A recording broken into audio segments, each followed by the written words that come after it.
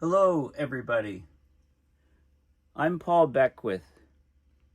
Every so often, a paper comes along, a peer-reviewed scientific paper, that jolts the subject matter. It jolts the senses because things happen that are very, very unexpected. So I'm talking specifically about what's happening in Antarctica, specifically in the oceans around Antarctica, because we've seen some massive shifts going on there. So the sea ice around Antarctica was increasing about 1.5% per decade. This happened for many, many decades, but in 2015, 2016, everything changed. The Antarctic sea ice started a very, very rapid decline. There are lots of theories. Is more heat coming into that region? Is it to do with the melt of the glaciers on Antarctica? What is going on? And now a new paper has come along, and it argues that it's the surface salinity. Instead of a freshening of the ocean around Antarctica, we've actually seen, and you'd expect a freshening from melt of ice and calving of glaciers and the melt of that ice in that region. The ice on land, of course, has very low salt content. If it's old, it's completely fresh. But instead of that, what we're seeing is actually an increase in the sea surface salinity in that region, and that says a lot about the ocean circulation, the overall ocean circulation. So we've often talked about the AMOC, the Atlantic Meridional Overturning Circulation, weakening, and we were concerned about a shutdown which would completely change the climate in the northern hemisphere and on the planet. And associated with that meridional overturning circulation in the northern hemisphere, the AMOC, is something called the SMOC, the Southern Meridional Overturning Circulation. And not only has the SMOC slowed down, but it looks like it's actually reversed direction. So instead of water, ice being formed, fresh water being taken up into that ice and causing very salty water, which would then sink to the ocean floor, completing the loop of this thermohaline circulation, what we're actually seeing is, instead of that water descending down to the abyss, we're seeing more and more of that warm, salty water breaking through the stratification barrier, the cold, fresh water on top, mixing and bringing a lot of salt to the surface waters. And that salt in the surface waters is greatly inhibiting or blocking ice formation, sea ice formation around Antarctica. So what we're seeing is, it looks like we may have had a regime change or an abrupt change or a tipping point, call it what you want, in the way that ice is formed around Antarctica as a direct result of that change in the meridional overturning circulation. So this is a very, very key finding. This is a very, very key paper. Like I say, these papers don't come along very often, but this one seems hugely significant and so far underreported. So this is going to be the paper that I'm going to discuss in detail in this video. Let's start at the beginning, though. Let's look at Antarctica. We're looking at Earth Null School. All the links are in the description. We're looking at the ocean, the currents, and what you can see is, we can zero in on certain specific regions, and you can see the way the water is circulating around the continent in a clockwise direction from this perspective. Okay, it's circulating this way in these loop currents. If you go to sea surface temperature, you can see where the ice is located around Antarctica right now as we speak. You can look at sea surface temperature to see the large positive red, positive temperature anomalies in the water around Antarctica. Okay, so keep in mind that's roughly where the ice is, and the currents are much further out. Okay, so this is Earth Null School. Now, what has the ice been doing around Antarctica? This is where we're at right now. And you can see the Antarctic sea ice extent. That's the area of ocean with at least 15% sea ice. This is the National Snow and Ice Data Center. You can see what happened in 2024. So that's what happened in 2024, the black line. Look how far it is under the envelope. The mean of all the other years and the standard deviation in the grayed area, well below record low. Okay, so 1981 to 2010 median is this line right through there. And then you can see the ranges in the scatter about here, and you can see what happened in 2024. And here we are in 2025, and we're tracking very closely, a little bit of an uptick here, but we're tracking very closely the lack of ice, which we've had last year and in general since 2015. Okay, there's also some more information in this article. This is May sea ice always grace our planet's poles, and it talks about the Arctic sea ice and Antarctic. So this is the Arctic sea ice extent, also pushing along record low territories as we head to a blue ocean event in the Arctic. 2025, present year, is the blue line. 2024 was a bit higher, but we've had a series of very low years. Okay, that's in the Arctic.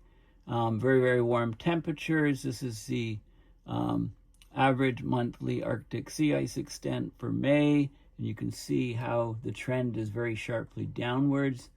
There was a turn in 2007 in the Arctic.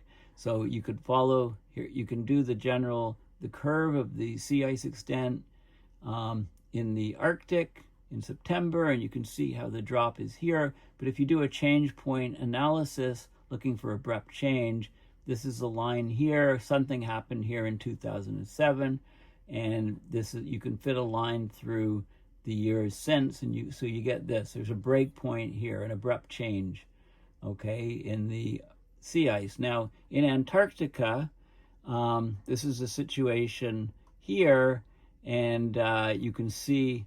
Well, I'll go and show you some other plots on the detailed graphs, and I'll do it here. So this should be show me Antarctic sea ice plots for several decades. And basically from 1979 to 2014, Antarctic sea ice extent showed a slight overall increase. That was about 1.5% per year, or per decade rather, with significant regional differences. Some areas like the Western Ross Sea saw increases, others saw decreases. 2014 to 2016, the upward trend of Antarctic sea ice ended. It peaked in 2014, and then it declined rapidly 2015, 16, 17. By 2018, the losses had erased the previous gains in the past 35 years. That 1.5% increase per decade was completely wiped out in these years. And here, from 2016 to now, sea ice coverage in Antarctica has largely remained lower than normal. Several years have reached record lows. 2023, 2024 winter set new records for the smallest winter maximums. And then in the summer, it was way down. 2023, winter sea ice extent was 1.75 million square kilometers below the longer-term average. Okay, so that's what following the peak in 2014, the yearly average ice extent declined so rapidly, but by 2018, the losses had wiped out the previous 35-year gain. And then came the extreme winter lows of 2023 and 2024, and we know that global temperatures have skyrocketed in the last several years. Okay, so the trend is now downwards, and if you go and just look at the images here, we'll do that, and that's right here, basically. So these are the images here. So this is a key one. There's a whole bunch of different images. This is a key one. Well, there's a bunch of different ones that are key. Okay, but this is the 1980. This is the spring, November to December, anomalous Antarctic sea ice extent. And you can see a slow rise over the decades, 1.5% per year, and then boom, a collapse. Okay, a complete collapse, and that collapse has continued. Okay, I think you can see it right here. Okay, more variance, more variability, but then a collapse. 2015, 2016, boom, a collapse, and now we're hitting record low levels. So Antarctic sea ice is getting wiped out by something, and we didn't really know what was going on exactly, but we're getting new record lows for Antarctic sea ice. Okay, after those key years, peaking in 2014 and then dropping off of a cliff. So what's going on there? Well, this paper came along, okay, just last week. This is Spanish Spanish research group, okay, Institute, changes in the ocean, basically, oceanography group. Major reversal in ocean circulation detected in the Southern Ocean with key climate implications. Okay, so we've had a huge, significant shift in the Southern Hemisphere. And it's not good because it's probably going to accelerate the effects of climate change. And in fact, could double the rates of carbon going into the atmosphere by a huge reduction of the oceanic sinks, because the Meridional Overturning Circulation is crucial for bringing carbon from the surface waters down to the deep ocean.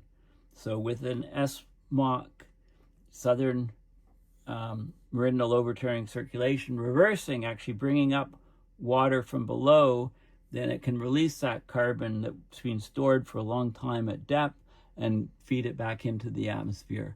So I can't overemphasize how important this paper is and this finding is. The reversal of ocean circulation in the Southern Hemisphere could double current atmospheric concentrations of CO2 very quickly. Okay, this is an unprecedented phenomena. It's being seen for the first time. A reversal in the ocean circulation of the Southern Ocean.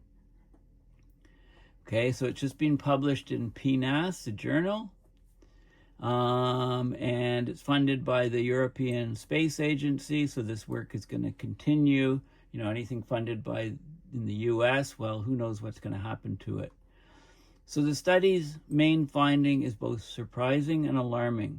Since 2016, a sustained increase in surface salinity.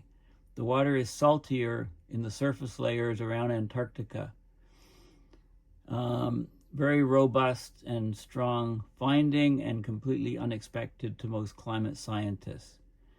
So sea surface salinity is going up between the polar and subpolar gyres of the Antarctic Ocean.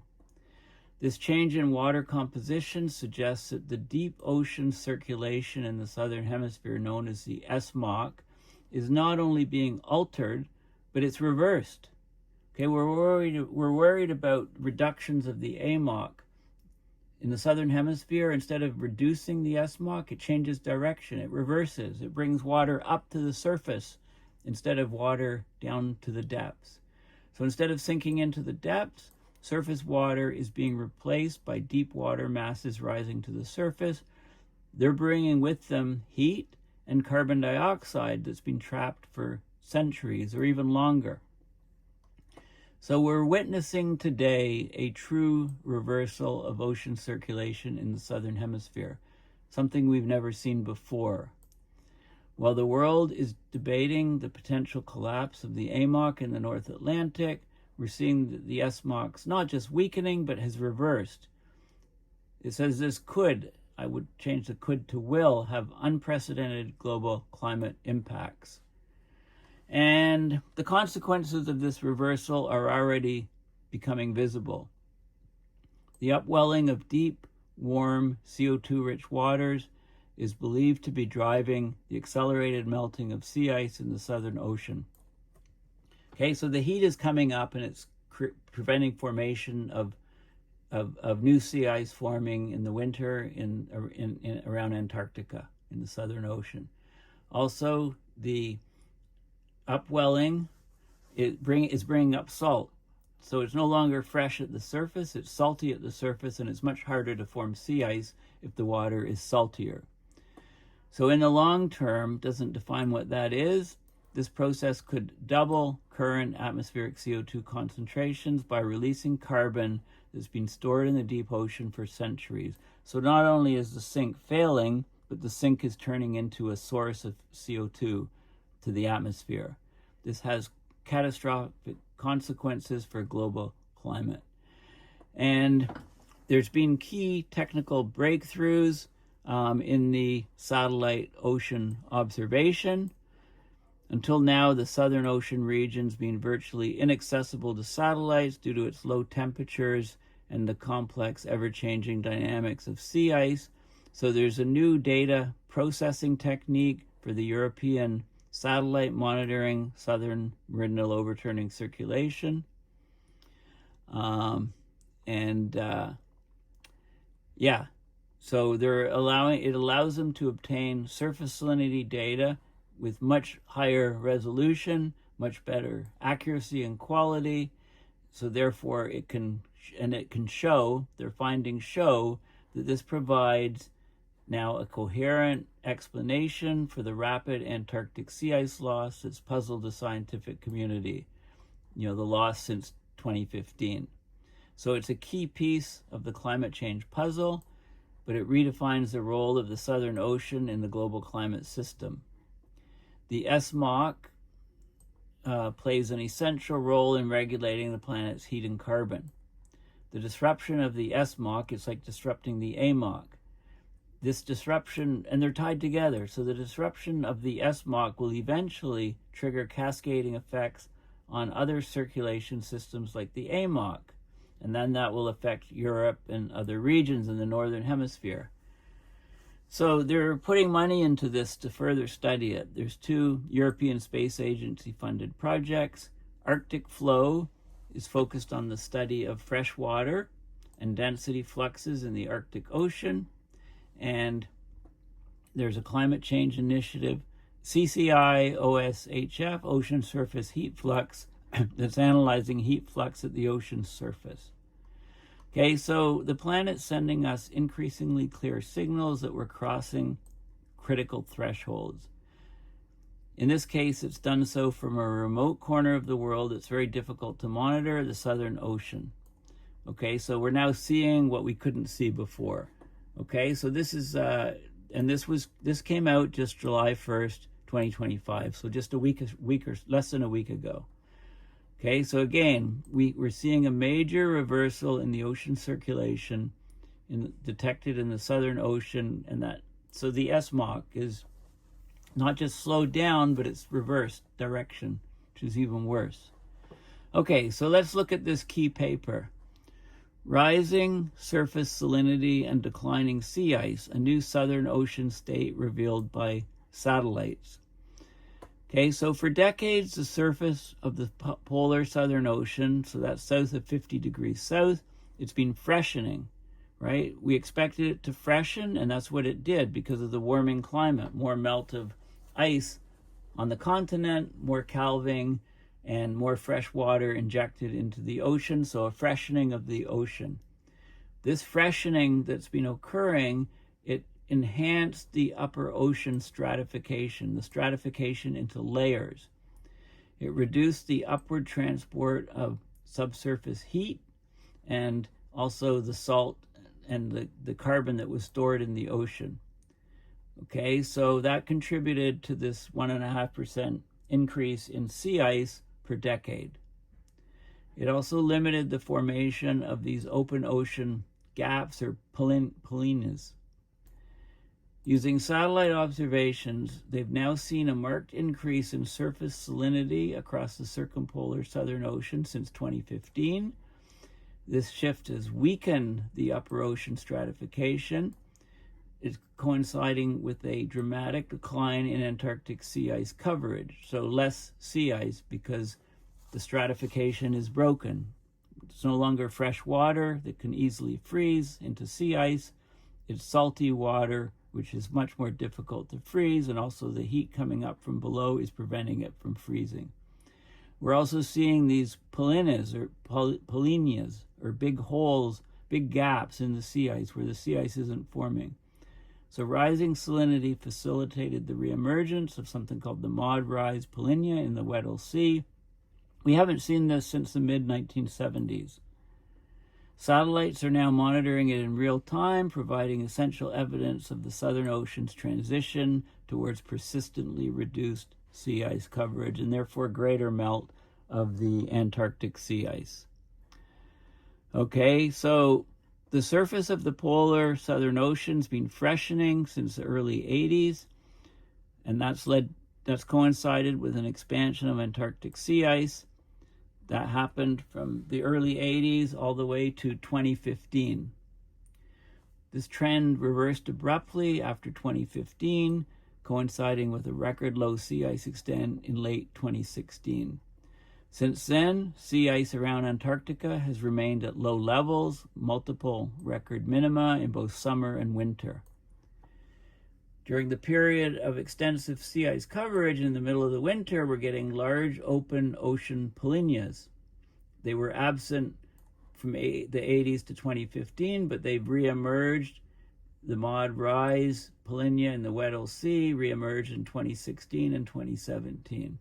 So what's going on? Well, people have proposed a number of different things, including the changing atmospheric heat advection, horizontal movement of heat towards that region. They thought that might be the cause.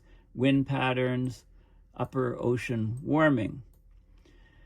But so what have we seen? Well, two studies show we're getting increased circumpolar coherence, spatial circumpolar coherence. In other words, the ocean currents around Antarctica, we're getting more variance, more change, and we're getting a persistence of Antarctic sea ice anomalies. So it looks like we've had an abrupt critical transition in this system, and a possible new state has been reached in the ocean around Antarctica. So if you do change point analysis, it looks like, yeah, there was an abrupt change around Antarctica in 2015, 2016. If you look at the Arctic, as I showed you previously, there was an abrupt change around 2007 in the Arctic when the sea ice dropped off a cliff. So if you look at the dynamical systems theory, it shows there was an abrupt change, but the underpinning physical mechanism remains unclear. So we can't fully assess whether a regime shift has occurred, but it looks certainly likely. Okay, and you can't explain what's happening to the sea ice around Antarctica just from the atmosphere alone. There's ocean feedbacks, there's ice-ocean feedbacks. Okay, the salinity, the sea ice changes are closely linked to upper ocean stratification or layering, which at these latitudes is mostly controlled by salinity. Okay, so in the polar Southern Ocean, we got cold, fresh surface water on top of warmer, saltier, deeper waters. During winter, the surface cools, the sea ice formation occurs, that reduces stratification, allows vertical mixing to transport heat upward, either melting sea ice from below or limiting its growth. Okay, but that's all changed. In 2015, things reversed. Okay, because previously we had decades of surface freshening that strengthened stratification. It trapped the subsurface heat at depth, kept the salt down below, and so we got expanded sea ice. It limited deep convection and limited the number of open ocean polynyas. Since 2015, these conditions have all reversed. It looks like we've had an abrupt change in the oceans around Antarctica since 2015, an abrupt change in the meridional overturning circulation in the southern hemisphere. This is major, major, major stuff. So since 2015, the conditions have reversed. We're getting surface salinity in the polar Southern Ocean increasing. We're getting a weakening of the upper ocean stratification. Sea ice is reaching multiple record lows, and we're getting these open water polynyas. Okay, so this is very, very important for the overall climate system. So let's have a look at the data. So stratification is indicated by the blue dashed line. So we're getting weaker and weaker stratification in the last several years. Okay, setting record lows. Sea ice extent, as I mentioned, in 2015, 2014 was maximum. 2015 dropped off a cliff and has stayed really low. And the sea surface salinity anomaly has been, we had very fresh water, and then boom, record levels of fresh water, like low salinity, and then boom, sea surface salinity has been rising essentially since then. So you can see it in these maps here. Okay, so this is sea surface salinity anomaly. Okay, red is saltier, blue is fresher. So fresher water, fresher water, fresher water, fresher water, fresher water, and then boom, saltier water. Since the system broke after 2015 it broke. 2014 record freshness, boom, busted, and now it's just salty since then, because it's saltier and warmer water, because the SMOC, the Southern Meridional Overturning Circulation, seems to have reversed direction, and it's bringing up warm, heat, salty water from below, and therefore the sea ice has dropped off a cliff. So that's only a symptom of that big change. The big change, the key thing is that the SMOC is reversed. And this is showing you 2015 and the break point. This is the temperature, very, very warm temperatures. And this is the salinity, very, very salty now. And this is going down, this is not just at the surface. This is 100 meters, 200 meters, a meter's 3.3 feet or so, right? It's just, it's salty at the surface and deep down below. That seems to be the new state of Antarctica. Okay, so this is a very, very key finding. Very, very key finding. Very, very important. And I'll be doing, what implications does this have to the overall meridional overturning circulation? How does this affect the AMOC? What is the lag between changes in the SMOC in the southern hemisphere and changes in the AMOC in the northern hemisphere? I mean, we're on a roller coaster ride with our climate. Things are spiraling to more and more uncertainty, more and more severe changes, tipping points. We're there basically. We're in a world of massive, rapid change, and this is, how is humanity going to deal with this? I guess that's the big question. So very, very key paper, very, very important paper, and I'll be, studying this like crazy and bringing you lots of videos on this sort of topic. Anyway, please support my research and videos by going to paulbeckwith.net and donating to PayPal to support my research and videos. Thank you for listening, and bye for now.